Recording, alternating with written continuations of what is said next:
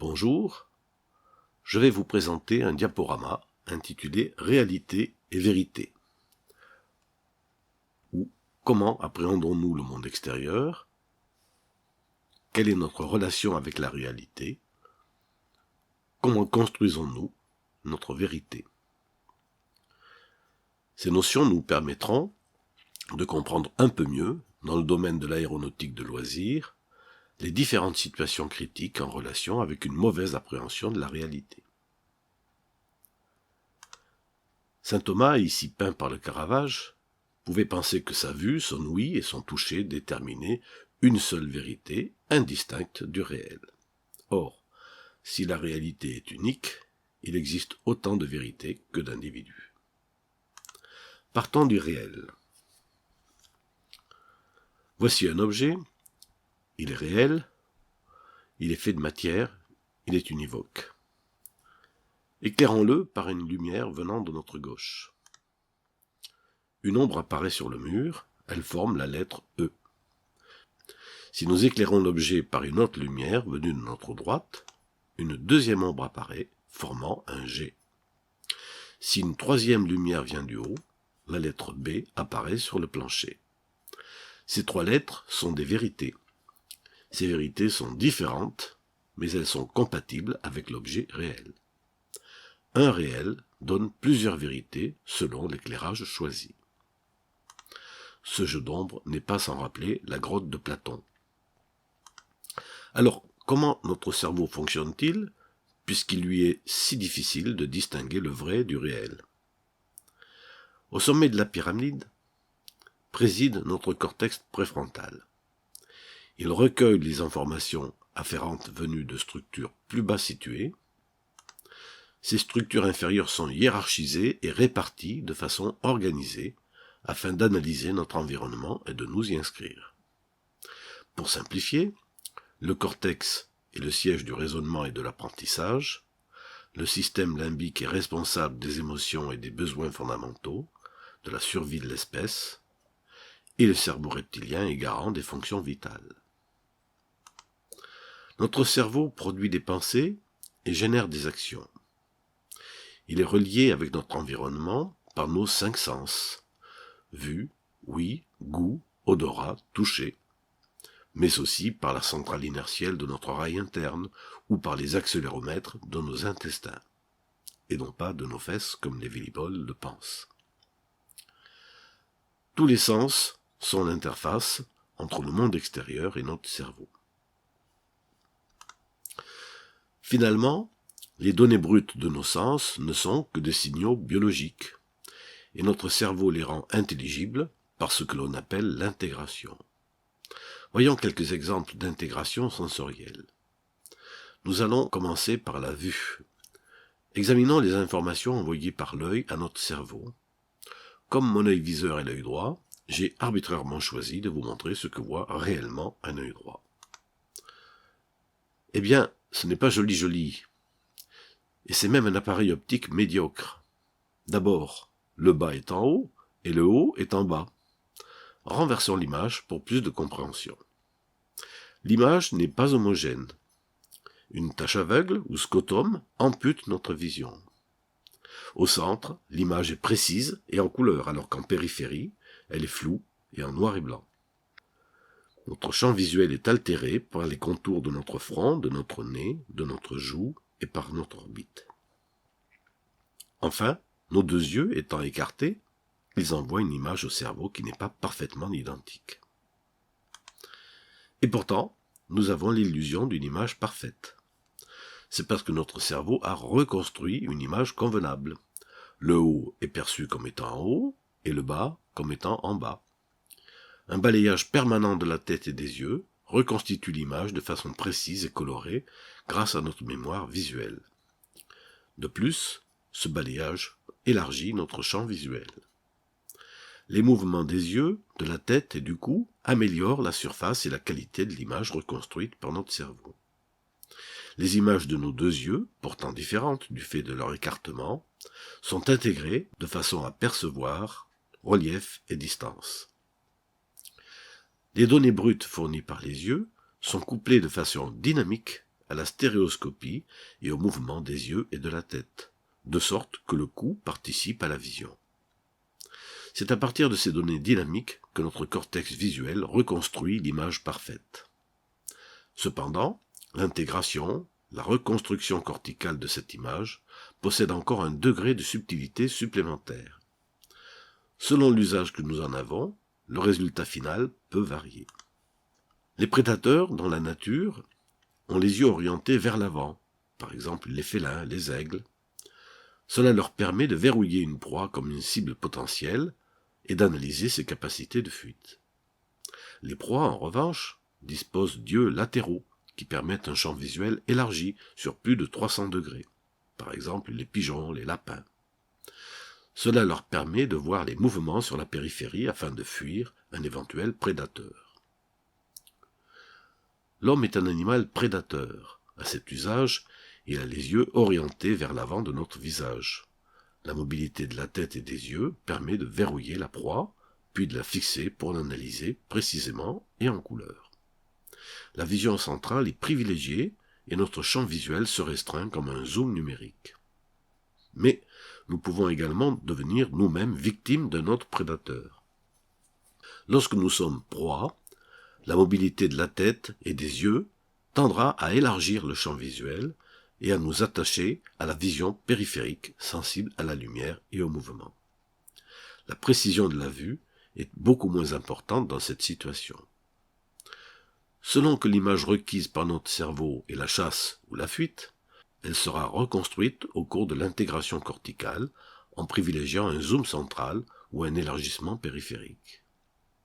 Le stress augmente l'attention sur un détail dans le cadre d'une simplification des tâches. Le zoom central détermine alors une tunnelisation. En d'autres termes, dans certains cas, l'intégration corticale visuelle peut entraîner une cécité sélective. C'est une tunnelisation visuelle. Mais l'intégration corticale ne concerne pas que la vue. Intéressons-nous à l'ouïe. Tout d'abord, une expérience simple.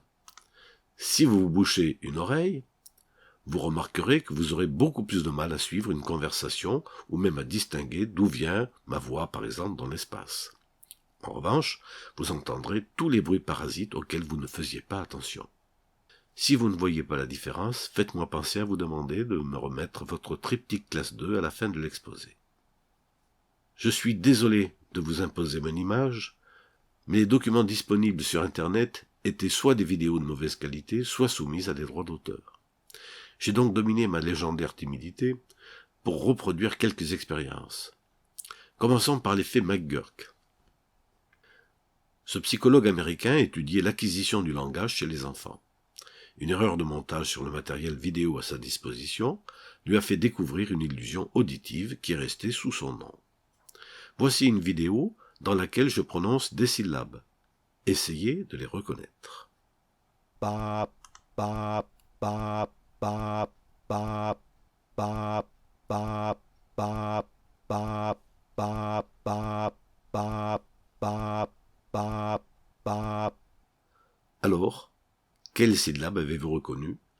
Je pense que vous avez reconnu successivement ba, puis da, puis fa. En fait, il s'agit d'un montage dans lequel le même son a été plaqué sur mes mouvements de lèvres. Il n'y a donc qu'une seule et unique syllabe. Pourtant, l'intégration corticale auditive de ce que nous a transmis nos oreilles a été couplée à l'intégration corticale de la vue. Cette dernière a influencé notre intégration globale et nous avons entendu des syllabes différentes. Il s'agit de l'effet McGurk. L'effet cocktail a été décrit en 1953 par Colin Sherry, un psychologue anglais qui étudiait la cognition. Il s'est intéressé à notre faculté d'abstraction lors d'une discussion dans un fort bruit ambiant, cocktail, spectacle. Il a imaginé l'expérience suivante dans son laboratoire. Ayant équipé des sujets avec un casque audio, il leur a fait passer un message différent à chaque oreille. Lorsqu'il a demandé au sujet de se concentrer sur un message en particulier, droit ou gauche, il s'est aperçu que ce message était mémorisé au contraire du second. Pourtant, il était possible de se souvenir si ce second message était dit par une femme ou par un homme. mais sa signification n'était pas retenue. J'ai un peu modifié cette expérience. Je me suis filmé alors que je lisais des fables de La Fontaine. J'ai superposé les vidéos. Au début, mon visage ne bougera pas. Puis, il s'animera. Regardons la vidéo. La mort, le loup et le bûcheron et l'agneau.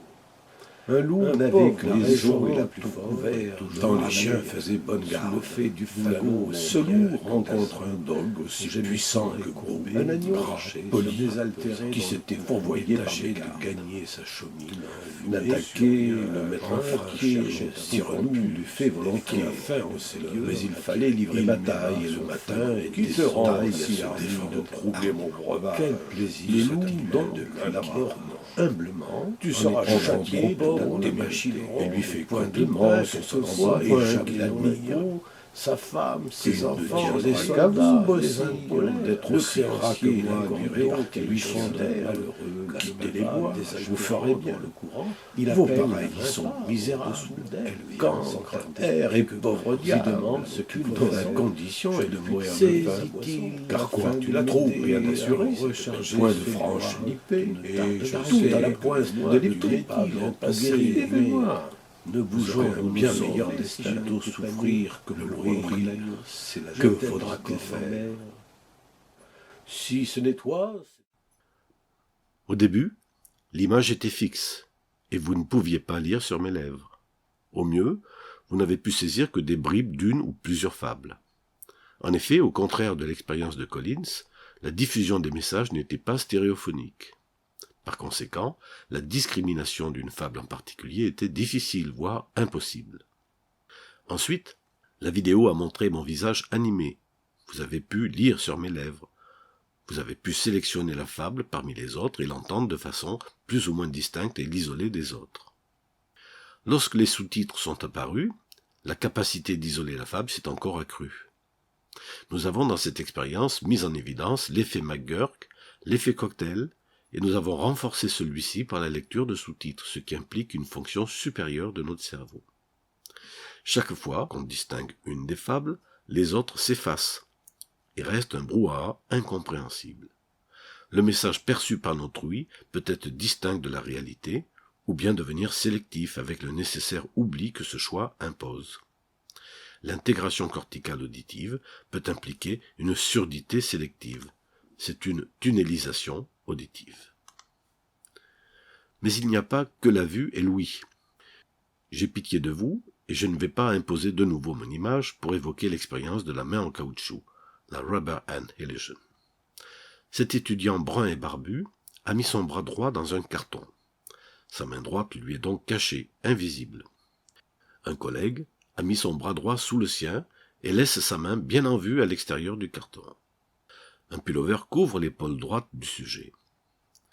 L'opérateur va stimuler les doigts de chaque main droite avec un crayon tantôt côté pointe, tantôt côté gomme. Ces stimulations sont simultanées, ce qui invite le cerveau du jeune homme brun à avoir l'illusion que la main qu'il voit est la sienne. Dans l'expérience originale, la main du second étudiant est remplacée par une fausse main en caoutchouc. Le cerveau est malgré tout si bien leurré qu'un coup de marteau ou de fourchette sur la fausse main entraîne un retrait de la main droite, voire un début de douleur. Mais regardons cette expérience. Okay, now what I'm going to do is, these actually should be as similar as possible, so this is not an ideal situation. But I'm going to come here and I'm going to touch both hands in the same spot exactly at the same time. So here I come. And I'm going to tell John to keep looking not at his hand, but at this hand.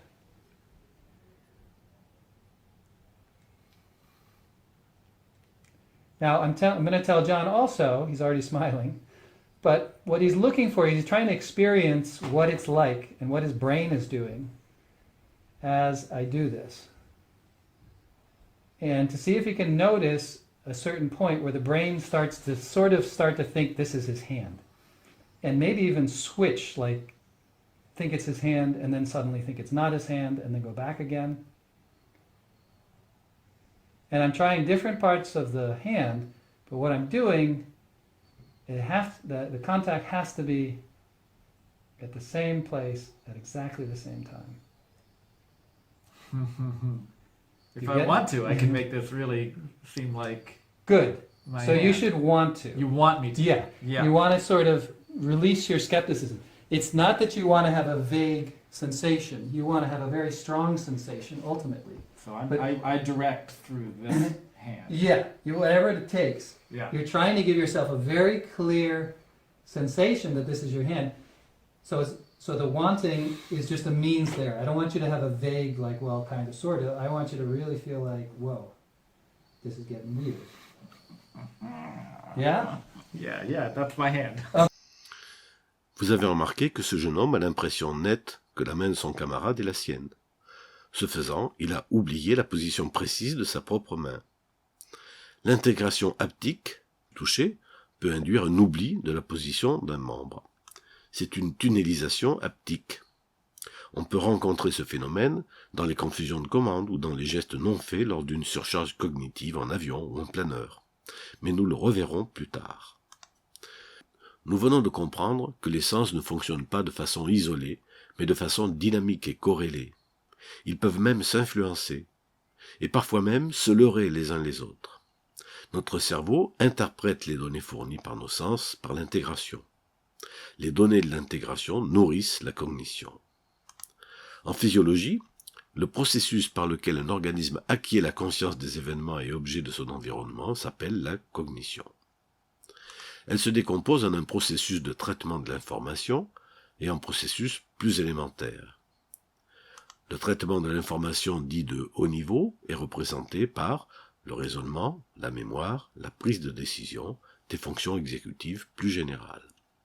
Les processus plus élémentaires sont la perception, la motricité, les émotions. La cognition est imparfaite. On peut décrire des biais cognitifs. Le terme biais fait référence à une déviation systématique de la pensée logique et rationnelle par rapport à la réalité. Même s'il apparaît qu'une cognition n'est pas vraie, notre cerveau peut l'admettre comme étant vrai. Cela introduit la notion d'illusion sensorielle. En premier lieu, il y a les illusions optiques simples. Les deux rectangles apparaissent comme étant dégradés de gris. Même si on note le rectangle extérieur, dévoilant le caractère gris uni du rectangle intérieur, lorsqu'on replace le rectangle extérieur, l'intérieur semble redevenir dégradé. Une des cognitions est représentée par l'attention visuelle. Regardons cette vidéo issue des travaux de Simons et Chabris. Je demande à ceux qui la connaissent de ne pas manifester lors de sa projection afin de préserver sa pédagogie à ceux qui vont la découvrir. This is a test of selective attention. Count how many times the players wearing white pass the basketball.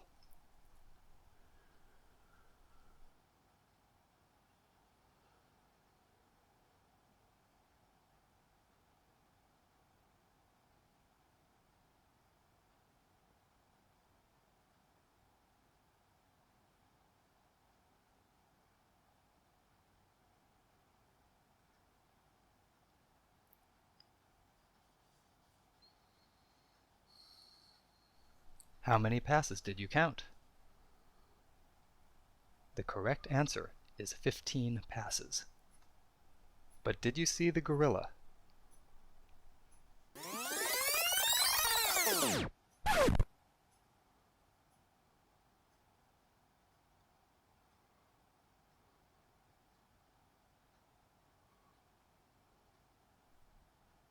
Ici, nous pouvons apprécier notre capacité à nous concentrer sur un sujet particulier et d'ignorer toute information visuelle qui viendrait perturber la tâche qui nous a été assignée. Comme nous l'avions vu au sujet de l'intégration corticale de la vue, celle-ci peut être à l'origine d'une autre forme de cécité sélective, un zoom attentionnel. Plus précisément, c'est une tunnelisation attentionnelle. Ce youtubeur va nous montrer des illusions auditives hilarantes. Je vous laisse les écouter. Ah, les hallucinations auditives. Enfin non, ce ne sont pas des hallucinations, ce sont des illusions auditives. Exactement comme les illusions d'optique. Moi, régulièrement sur scène, je chante la chanson des Gypsy Kings et je n'arrive plus à dire le texte initial qui est celui-ci.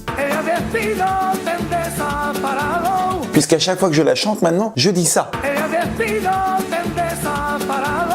Mon cerveau, il a bugué, il ne connaît même plus la vraie phrase. En parlant d'œufs, il y a le fameux Unforgiven de Metallica qui nous fait une petite recette sur l'omelette.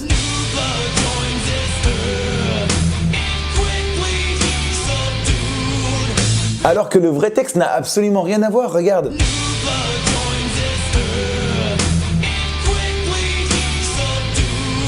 Restons dans la cuisine, il y a Olivia Newton-John dans Grease qui demande à Metallica s'il faut mettre du poulet ou du chien dans l'omelette.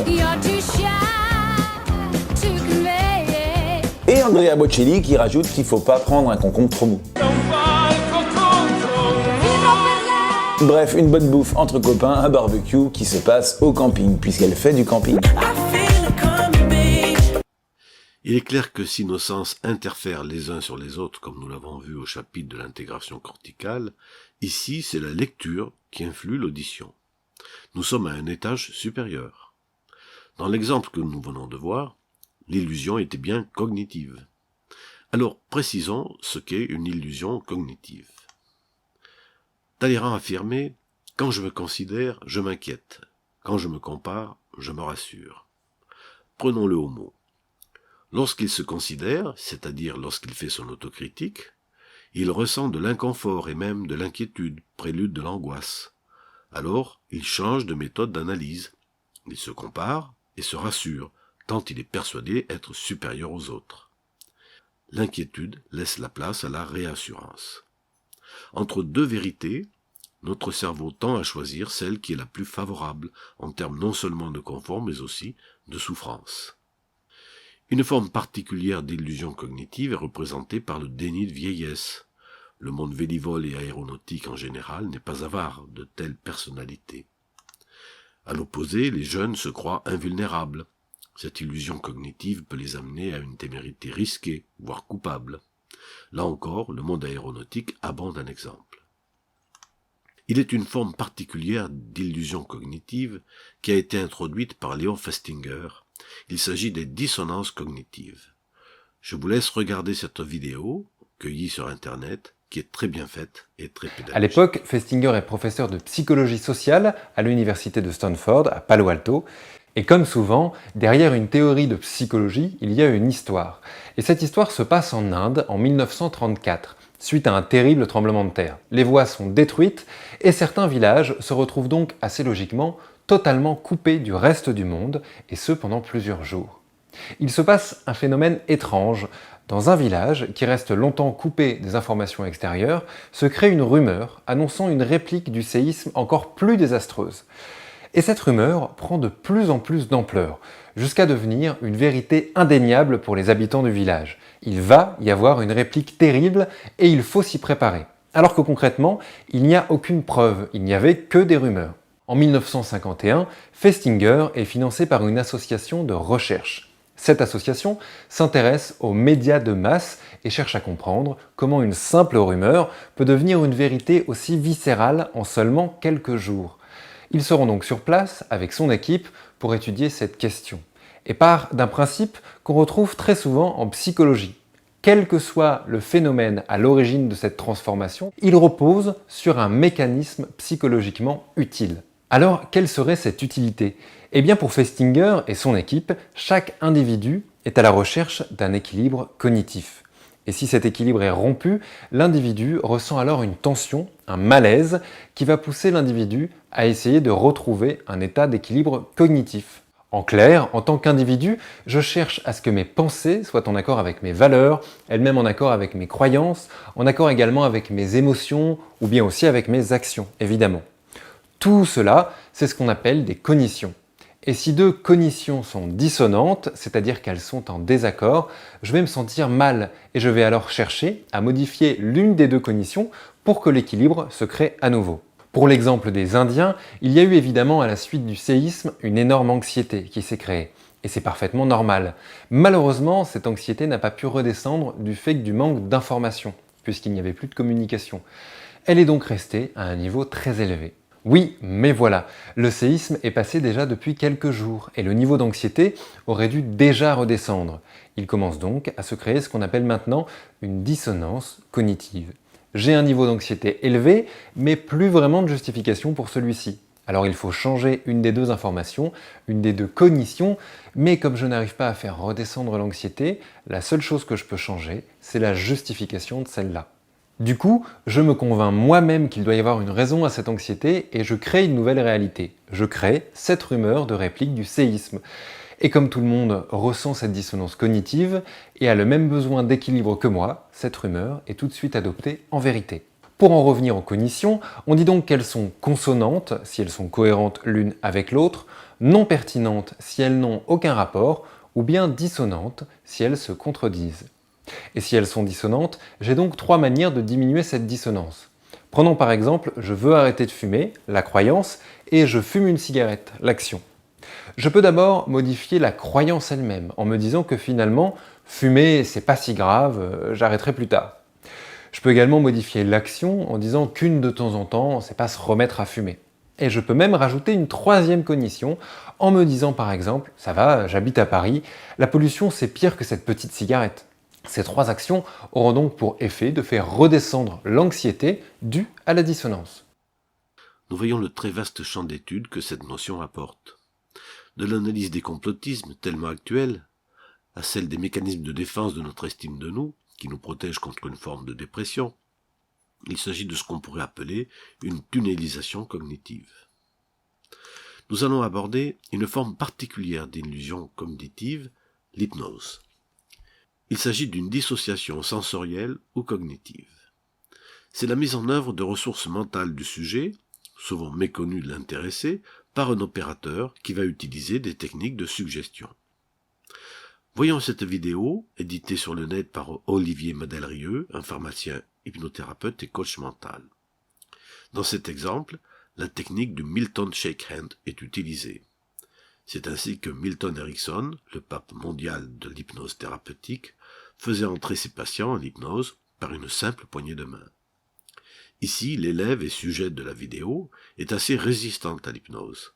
Elle sera tout de même dissociée dans un état hypnotique grâce à une série de techniques que les connaisseurs apprécieront. Mais regardons la vidéo. Bonjour. Bonjour. Tu vois, je la mets en inconfort. Je fais ça et c'est pas ce que je fais. Elle était là, bonjour, elle lève la main. Oui, donc. Bonjour. Voilà. Le cerveau reptilien est en train de se poser des questions. Tu le sens ce qui se passe? T'es confuse. Oui. Enfin, Qu'est-ce qu'il attend de moi? Oui. Hein? Oui, qu'est-ce que tu veux? Ça te gratte un peu quand je fais ça? Ouais, ça la gratte, je suis en synchro. Donc on est mardi après-midi. On est le 24 janvier. Il est 14h45 passé. Il fait soleil, magnifique. On est à Bordeaux, etc. Ce que je vois dans la détection des signes qu'elle me fait, c'est que là, elle est en train de se dire qu'est-ce qui va se passer. Elle est en train d'essayer de savoir ce qu'il y a comme idée dans ma tête. D'accord? C'est ça que tu essaies d'analyser. Ouais. Ouais, je sais pas. C'est plus. Déjà, j'essaie de me calmer parce que j'ai couru donc. Ouais, voilà. Donc, j'ai fait le Yes 7 d'entrée et je vais te demander de tendre tes bras. Comme ceci, bien évidemment. Je fais exprès de te mettre dans un inconfort. Je pourrais être encore plus autre, mais non, pas comme ça, comme ça. Je crée un gros stress. Si je crée un gros stress, ça c'est John Kappa qui fait ça. Ce qui fait que ça va être plus simple de laisser tomber la pression.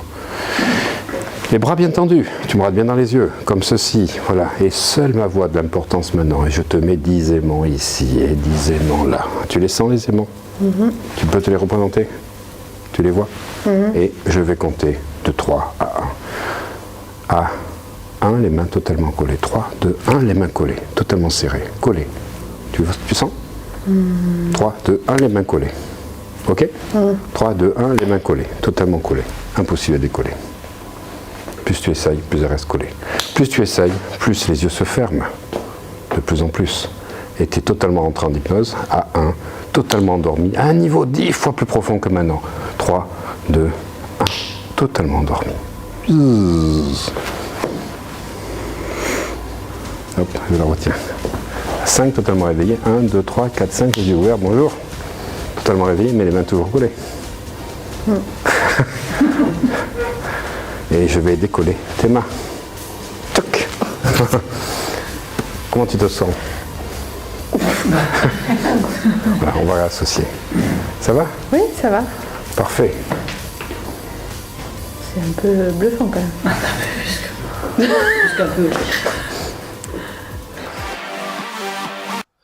Intéressant. Finalement, après une préparation mentale, IS-7, la saturation mentale majorée par une certaine dose d'inconfort, voire de stress, rupture de pattern, a permis de faire basculer dans la dissociation la jeune femme pourtant résistante. Cette saturation mentale a facilité l'acceptation d'une illusion cognitive. Voyons maintenant quelles sont les conséquences de ces écarts entre réalité et vérité, plus ou moins interprétés par notre mental. Nous allons voir une première illustration d'illusion sensorielle et cognitive.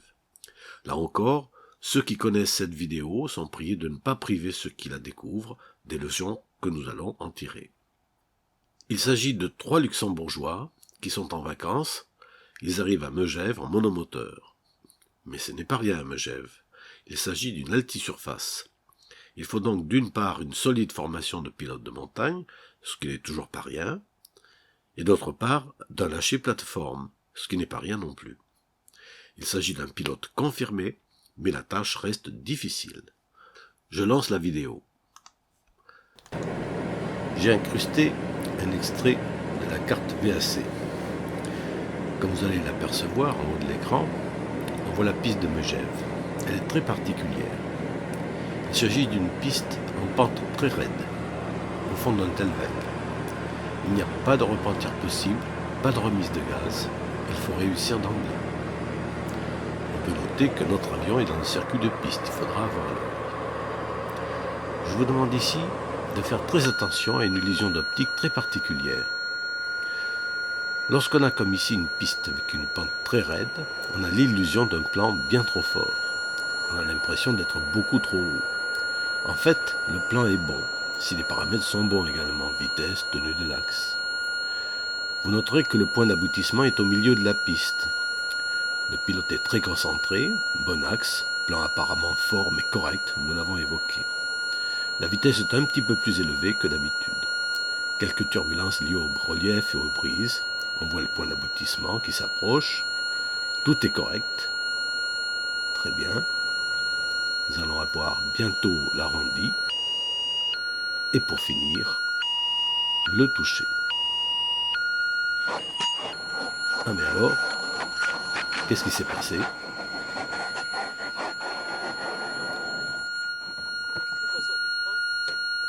T'as pas sorti le train ?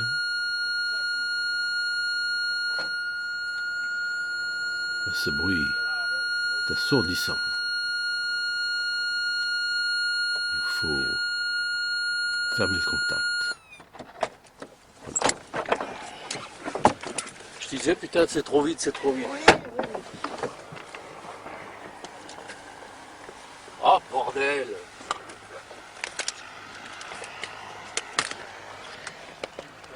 Colère, juron, souffrance. Oh, le bordel! Aucun des passagers ne s'est rendu compte que le train n'était pas sorti. Ah oui. Là, on était préoccupés par l'avion qui était devant et tout. Oui. Et moi, j'ai rien vu fumer non plus. Hein. Ouais. Je disais, mais ça va vite, c'est le bordel. Bon. Ça, c'est pas une bonne affaire. Hein. Non.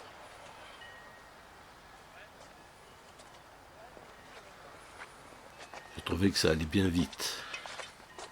Là, c'est pas une bonne affaire. En effet, l'avion va chercher dans les 160 000 €.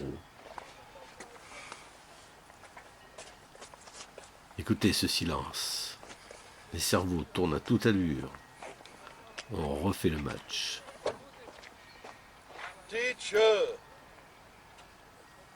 Bien. C'est délibérément que j'ai parlé pendant la vidéo pour vous demander de vous concentrer sur le point d'aboutissement. Peut-être certains d'entre vous n'ont-ils pas entendu l'alarme de non-sortie du train d'atterrissage. Nous sommes ici devant un effet cocktail typique. Voyons les facteurs favorisants. Le manque d'entraînement sur cette piste, ils viennent du Luxembourg pour les vacances, entraîne une saturation mentale. Un élément perturbateur, l'autre avion en tour de piste, mobilise les faibles ressources cognitives qui restent disponibles. Au total, Le son brillant et désagréable est écarté par l'intégration auditive par un effet cocktail pour permettre une meilleure concentration sur la finale et l'arrondi qui sont si délicats sur ce terrain. Effet zoom central, tunnelisation. La survitesse est détectée mais pas analysée du fait de la saturation de la gestion du travail. Le passager avant est concentré sur la finale du fait de son angoisse latente. Le passager arrière est concentré sur sa prise de vue qui doit être parfaite pour le réseau social. Et la réalité s'impose finalement à ces vérités qui se sont progressivement écartées du réel. Une fois au sol, jurons, souffrance, colère, les silences trahissent des pensées qui vont à toute allure pour trouver le fil d'une histoire réinventée qui puisse préserver la prestance sociale si importante dans le petit cercle des pilotes de montagne. Ce n'est pas de la malhonnêteté, c'est une protection qu'a notre cerveau contre l'agression subie de la nécessaire et obligatoire estime de soi. À aucun moment, il est fait allusion à l'alarme de non-sortie du train. Sans doute l'ont-ils intégré à la première vision de la vidéo. Le manque d'entraînement a initié une saturation mentale, une tunnelisation auditive est apparue sous la forme d'un effet cocktail. Il est tentant dans ce cas de subir une tunnelisation cognitive en réécrivant l'histoire, rôle du deuxième avion dans le circuit. Notons qu'ils ont eu l'intelligence de publier cette vidéo pour en faire un Rex devenu viral. Qu'ils en soient ici remerciés. Cet accident finalement se termine assez bien. Alors quoi faire? À l'avenir, vous allez entendre parler d'une nouvelle méthode pédagogique appelée la formation par les compétences. Voici un extrait d'une vidéo de la Fédération française de vol en planeur qui va vous en expliquer le concept. On entend de plus en plus parler de formation par les compétences ou CBT, Competency Based Training. De quoi s'agit-il? Il ne s'agit pas d'un programme de formation. Le programme ne change pas fondamentalement. C'est la méthode pédagogique qui évolue. Notre méthode pédagogique actuelle consiste à former nos élèves à restituer essentiellement des exercices de pilotage et de noter la restitution brute de ces exercices, c'est-à-dire réussi, en cours d'acquisition ou non acquis, par la position d'une croix plus ou moins complète dans une case. Au niveau de la notation, cette nouvelle méthode pédagogique par les compétences consiste non plus à noter le résultat brut de l'exercice réalisé, mais plutôt les connaissances, l'habileté, le cheminement de pensée et les décisions prises par le stagiaire qui ont conduit à la réussite ou à l'échec de cet exercice. Cette méthode n'est pas nouvelle. Toutes les compagnies aériennes et les armées de l'air l'utilisent déjà depuis longtemps. Le HASA a maintenant la volonté de la mettre en place également dans l'aviation générale. Beaucoup de nos instructeurs travaillent déjà dans cet esprit. L'enjeu est de mettre en place cette méthode pour qu'elle soit appliquée systématiquement. Nous allons donc bientôt l'utiliser dans la formation de nos pilotes de planeur. C'est pourquoi nous allons ici détailler les grandes lignes des changements que cela va apporter. Pour commencer, définissons quelles sont les qualités nécessaires à un pilote de planeur pour voler en sécurité. L'étude des accidents nous révèle que de savoir piloter n'est pas suffisant pour assurer la sécurité d'un vol. L'habileté est nécessaire, certes, mais ne suffit pas. Une grande partie de la sécurité du vol provient également du comportement du pilote et de ses connaissances. Globalement, un pilote de planeur doit répondre aux 3 critères suivants. Le savoir, qui correspond aux connaissances, le savoir-faire, qui correspond à l'habileté, et le savoir-être, qui correspond au comportement. Sept compétences ont été définies et classées dans ces domaines. Une seule compétence représente le domaine du savoir. Elle a été nommée connaissance, CNS. Elle regroupe l'ensemble des savoirs indispensables en privilégiant le caractère opérationnel. Dans le domaine du savoir-faire, il y a 2 compétences. Le pilotage, PIL, qui représente l'aptitude à piloter avec précision et sécurité, et le respect des procédures, PRO, qui représente l'aptitude à connaître et respecter les différentes consignes et procédures en vigueur. Enfin, dans le domaine du savoir-être, il y a 4 compétences. La conscience de la situation, COS, qui représente la capacité à percevoir le niveau de risque lié à chaque phase de vol. La gestion de la charge de travail, GES, qui représente la capacité à gérer les priorités. La communication, COM, qui représente la capacité à bien échanger avec les autres. Et la décision, DEC, qui représente la capacité à choisir entre différentes options et à mettre en œuvre une décision. Pour résumer, connaissance, pilotage, procédure, conscience de la situation, gestion de la charge de travail, communication, décision. Voyons comment ces outils peuvent nous aider. Voici une seconde vidéo qui concerne le vol en planeur. Merci à ceux qui la connaissent, là encore, de ne rien manifester qui puisse déflorer son sujet à ceux qui la découvrent. Ce pilote va voler pour la première fois sur cette plateforme du nord-ouest de l'Angleterre, non loin de l'Écosse. Il est assez enthousiaste. C'est également son lâcher-machine et son premier lancer à l'élastique. Je ferai quelques commentaires pendant la vidéo. Let me fly it, Brian. Let me fly it. Just let me fly it. Whoa! One wing heavy then. Let me fly, Brian. Ce pilote est assez joyeux à la perspective de ce vol. Yeah. Right. Open. Close. Quand les aérofreins fonctionnent, il faudra relâcher le frein de roue lorsque les élastiques seront bien tendus. Le chef de piste fait tendre les élastiques par 3 aides de chaque côté, ce qui fait que la mise en vol coûte 6 bières.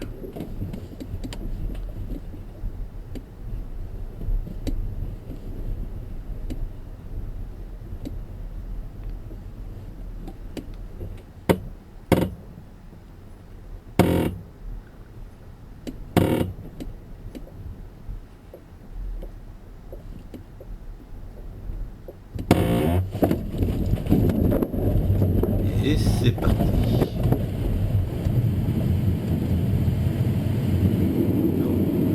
Le vent, le relief, tout est prêt pour faire du vol de pente.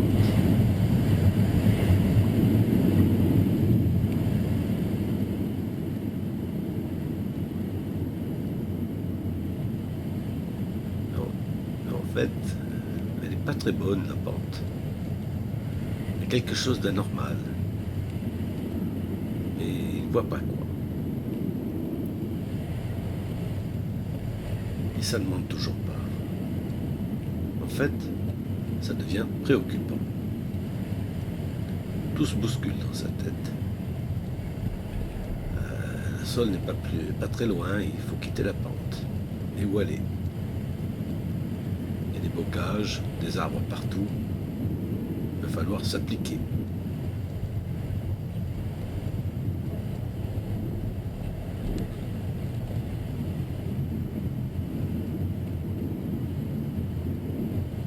Tout droit.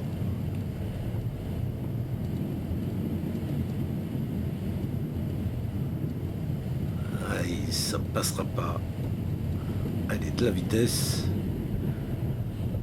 Hop, c'est bon. Allez, un peu d'énergie. Oups, les arbres, attention. Oups, ça y est, ça vole. Ouh. Allez, oups, c'est posé, pas cassé. Enfin.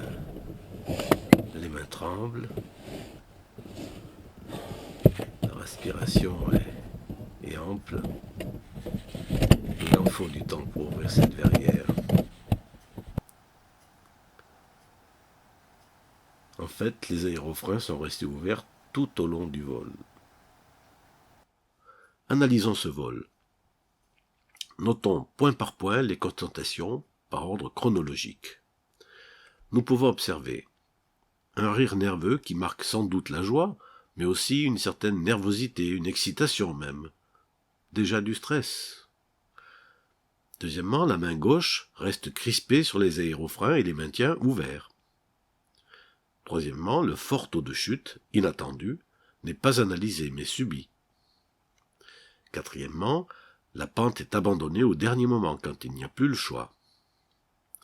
Cinquièmement, une longue finale directe évite les arbres dans un contexte de stress intense. Sixièmement, dès l'arrêt effectif, le stress se manifeste physiquement, mains qui tremblent, respiration ample, le pilote reste figé dans l'habitacle. Voyons point par point. Le rire nerveux, l'excitation. Ce pilote, en fait, affronte 3 nouveautés. Son lâcher machine, son lâcher plateforme, son lâcher au lancement à l'élastique. Ça le rend nerveux, un peu surexcité. Conscience de la situation. Ce fait est-il connu du chef de piste? Communication. On assiste ici à une saturation mentale et à un stress naissant. La main gauche garde les aérofreins ouverts. Le pilotage est tendu et impose de tenir quelque chose dans sa main gauche. Il s'agit soit d'un défaut de débutant, soit d'une régression.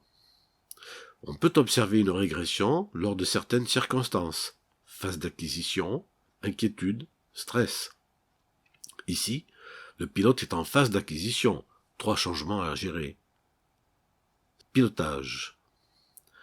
La saturation mentale, la tunnelisation, font oublier cette main gauche par une illusion haptique. Après le décollage, l'activité mentale est concentrée sur une tâche difficile, la main gauche désormais inutilisée et laissée à une part de cerveau plus reptilienne qui lui fait agripper le premier objet venu. Puis elle est mise de côté et oubliée. Du reste, la procédure d'utilisation des aérofreins au lancement est inusuelle. Procédure. Le recrutement de gestes inscrits dans la mémoire procédurale par le cervelet est donc impossible du fait de la découverte de cette gestuelle. On voit ici une tunnelisation haptique. La main devient autonome et disparaît de la gestuelle contrôlée. Le fort taux de chute n'est pas analysé. Le mental du pilote est déjà saturé, acquisition du lancer, de la machine, de la gestion de l'environnement. Sa gestion du travail est très dégradée. Gestion du travail. Son pilotage n'est plus détendu du tout. La main reste sur les aérofreins. Pilotage. Il n'applique pas une procédure simple. Ça ne monte pas comme j'espérais. Je contrôle visuellement les aérofreins. Procédure. Soit cette procédure a été oubliée, soit elle est ignorée. Ici encore, saturation mentale et stress accru. La pente est abandonnée au dernier moment. En effet, le retour vers la piste sur la pente est désormais impossible. Si cette conscience de la situation avait été plus précoce, un atterrissage orthodoxe dans la vallée aurait été plus évident. Conscience de la situation. Là encore, la saturation mentale a dégradé la prise de décision. Décision. De plus, le retard de la bonne décision, d'abandonner la pente, a été causé par la dissonance cognitive faisant penser que la pente donnerait tout de même en insistant. En effet, lorsque le planeur est presque au sommet des arbres de la vallée, il est trop tard pour une prise de terrain saine, pour une PTL. Toute procédure classique est impossible à ce stade. Procédure. Ici, une tunnelisation cognitive, on pense que ça ira mieux parce qu'on aimerait que tout aille mieux. Une longue finale directe évite les arbres.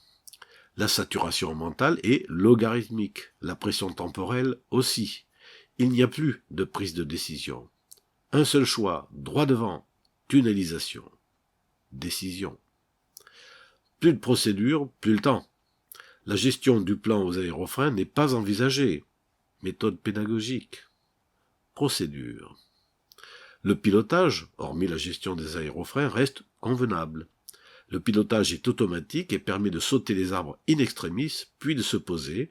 Recrutement de la mémoire procédurale, entraînement. Pilotage. Ici, tunnelisation attentionnelle et saturation mentale sont majorées par la pression temporelle qui précipite tout. Stress et sidération. Après l'arrêt du planeur, les mains tremblent, la respiration devient ample, le stress s'exprime.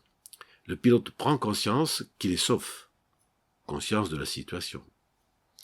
Les dernières minutes de pilotage pur ont été les plus intenses sur le plan émotionnel. ce sont elles qui seront le mieux mémorisées. Pilotage. Il serait tentant de ne retenir que l'absence d'erreur de pilotage à la fin du vol. Souvent, l'histoire commence à se réécrire dès cet instant. Communication. La tunnelisation cognitive, consistant à réinventer une histoire où le pilotage final a sauvé la situation, un jeune pilote aurait eu un accident, lui, est favorisée par la mémorisation renforcée du climax émotionnel. Dans d'autres cas, j'en ai observé deux, comme l'évidence du mauvais pilotage ne permet pas de réinventer une histoire plausible, une amnésie rétrograde apparaît secondairement, le pilote a une coupure de film, il ne se souvient plus de rien. En résumé, saturation mentale, stress, régression, problème de pilotage, par le fait d'une illusion haptique. Saturation mentale, situation imprévue, stress, problème de décision. Le retard décisionnel fait qu'on n'a plus de choix.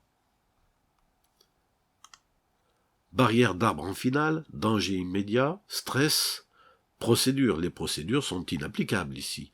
Seule la mémoire procédurale permet un pilotage automatique. Pilotage automatique, chance, mémorisation, charge émotionnelle, communication, on refait l'histoire ou on l'oublie. Explication.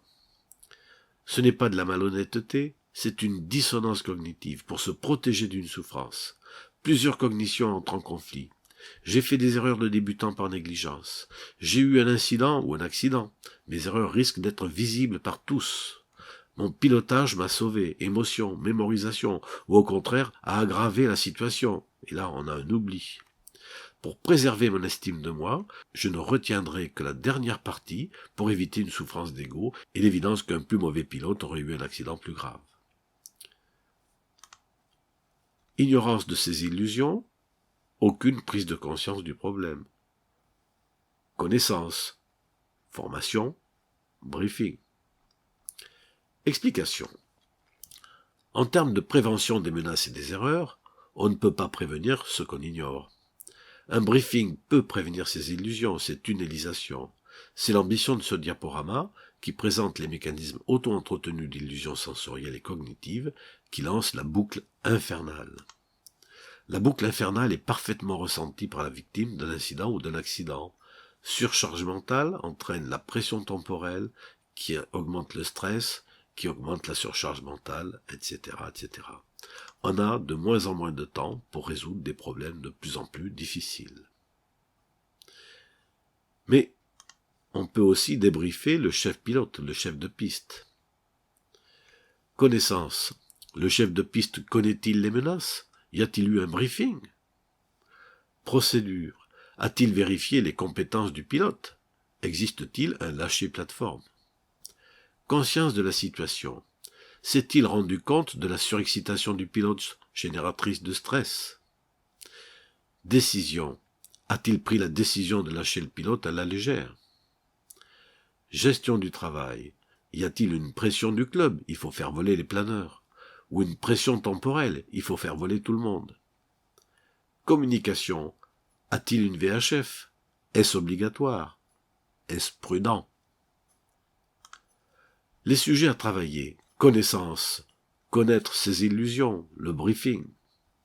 Procédure, lâcher plateforme, lâcher machine, lâcher du lancer à l'élastique, un seul changement à la fois. Pilotage, le pilote est tendu, crispé, il faut qu'il s'entraîne et qu'il acquiert un pilotage détendu. Conscience de la situation, gestion du travail, pas de détection de la charge mentale, du stress, que ce soit de la part du pilote ou du chef de piste. Décision, savoir renoncer, et ça concerne aussi bien le pilote que le chef de piste. Renoncer aussi à la pente qui ne donne pas suffisamment pour rentrer au terrain. Communication, aucun signalement par la piste. Y a-t-il même une VHF? Vérité n'est pas réalité. Les illusions sensorielles et cognitives peuvent être à l'origine d'erreurs, puis d'incidents ou d'accidents. La gestion des menaces doit en tenir compte. Il faut avoir conscience de nos faiblesses. Nous ne sommes pas fiables. Pour tâcher d'y remédier, dès qu'il y a un doute, ayons le raisonnement le plus rationnel possible, bon sens, objectivité, vérification, humilité, refuge dans les procédures, entraînement. Autant de qualités éminemment vélivoles.